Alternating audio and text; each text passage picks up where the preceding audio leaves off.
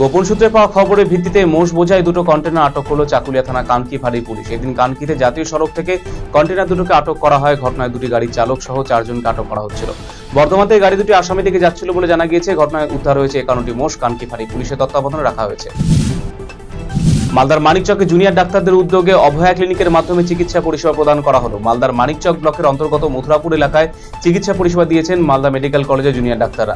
Mathurapur manage প্রাথমিক বিদ্যালয় এবং মথুরাপুর গার্লস জুনিয়র হাই স্কুলে এই প্রাঙ্গণে শিবির করা হয়। বিভিন্ন বিভাগে বিশেষজ্ঞ প্রায় 50 জন জুনিয়র ডাক্তার চিকিৎসা পরিষেবা দেওয়ার জন্য উপস্থিত ছিলেন।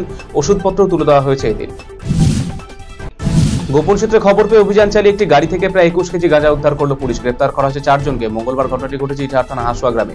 পুলিশ সূত্রে জানা গেছে ধৃতরা হলো নির্মল দাস, রামকৃষ্ণ সরকার, হাসানুজ্জামান এবং দিলীপ মজুমদার। যাদের মধ্যে নির্মল এবং রামকৃষ্ণের বাড়ি কোচবিহার জেলায়, হাসানুজ্জামান দিলীপের বাড়ি ইটাহার এলাকায়। পুলিশ সূত্রে জানা গিয়েছে মোট 21 কেজি গাঁজা ধরা পড়েছে, যার বাজার মূল্য আনুমানিক 2.5 থেকে 3 লক্ষ টাকা। দলের সংগঠনকে শক্তিশালী করতে কালিয়াগঞ্জ ব্লকের অনন্তপুর গ্রাম পঞ্চায়েতের বাসুলি মাঠে সভা অনুষ্ঠিত হল বিজেপির।